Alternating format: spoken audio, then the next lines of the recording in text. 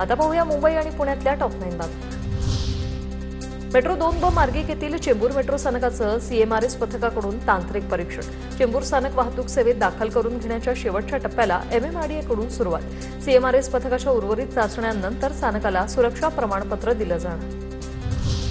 मुंबईकरांची monorail प्रवासाची प्रतीक्षा आता लवकरच संपणार। मे महिन्याच्या अखेरपर्यंत मोनोरेल पुन्हा धावण्याची शक्यता। पुढील आठवड्यात सीएमआरएस पथकाकडून चाचणी घेतली जाईल। मुंबई विमानतळावर 7 मे रोजी 6 तासांचा ब्लॉक घेतला जाणार। धावपट्टीच्या देखभालीसाठी विमानतळावरील विमानसेवा बंद राहील।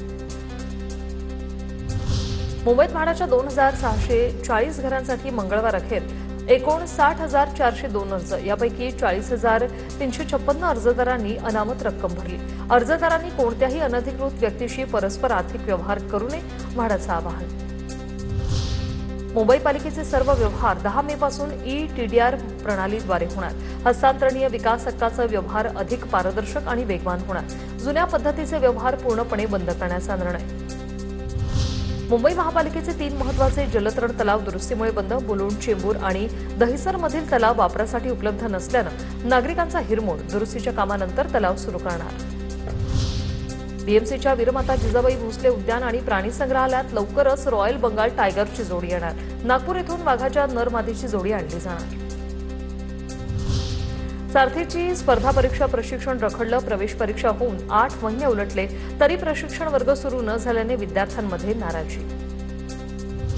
पुणे जिल्ह्यात खासगी संस्थेच्या माध्यमातून 40 भूमापक नेमणार। खासगी भूमापक घेण्याचे अधिकार जिल्हाधिकाऱ्यांकडे। भूमी अभिलेख विभागाचा हा निर्णय। आता पाहूया अवकाळी पावसाचा कशा प्रकारे फटका बसलाय त्या संदर्भातल्या टॉप 9 बातम्या। इगतपुरीत अवकाळी पावसाची हजेरी सकाळपासून जाणवत होता उकाडा। अचानक आलेल्या पावसाने नागरिकांची तारंबळ, शेतकऱ्यांनाही चिंता।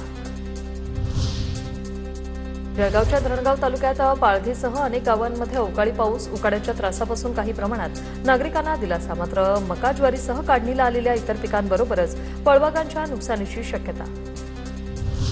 नंदुरबार जिल्ह्यात सलग दुसऱ्या दिवशी पावसाची हजेरी। नवापूर तालुक्यातील अनेक गावांमध्ये सोसाट्याच्या वाऱ्यासह मुसळधार पाऊस बरसला। अनेक गावांमध्ये झाडं उन्मळून पडली तर अनेक गावात वीज पुरवठाही खंडित झाला। यवतमाळच्या उमरी शेत शिवारात पावसामुळे काढणीला आलेल्या तीळ पिकाचं मोठं नुकसान। शेतात उभे असलेले तीळ आडवे पडल्याने शेतकऱ्यांच्या हाती येणारं उत्पादन घटलं। नुकसानग्रस्त शेतकऱ्यांना तातडीने नुकसान भरपाई देण्याची मागणी। गोंदिया जिल्ह्यात अवकाळी पाऊस, गारपीट आणि वादळामुळे भात पिकाचं मोठं नुकसान। कापणीच्या उंबरठ्यावर असलेली पिकं उद्ध्वस्त। तात्काळ पंचनामा आणि नुकसान भरपाईची शेतकऱ्यांची मागणी। वाशिमच्या रिसोड शहरासह कंकरवाडी, आगरवाडीसह अनेक ठिकाणी वादळी वाऱ्यासह जोरदार पाऊस, त्यामुळे केळीचं नुकसान भरपाई देण्याची केळी उत्पादकांची मागणी। गोंदिया जिल्ह्यातील काही भागात वादळी वाऱ्यासह गारपीट। गोरेगाव तालुक्यात गारपिटीमुळे आंबा बागांना फटका। धान पिकासह भाजीपाल्याचंही नुकसान। अमरावतीच्या मोर्शी तालुक्यातील अनेक भागात पावसाची हजेरी। वादळी वारा आणि पावसामुळे पिकांना फटका बसण्याची शक्यता। पुढील 2 दिवस ढगाळ वातावरणाचा हवामान विभागाचा अंदाज। भंडाऱ्यात वादळी वाऱ्यासह जोरदार पाऊस। रब्बी हंगामातील कापणीवर आलेल्या धान पिकांना पावसाचा फटका। जोरदार वाऱ्यामुळे अनेक ठिकाणी धान पीक जमीनदोस्त।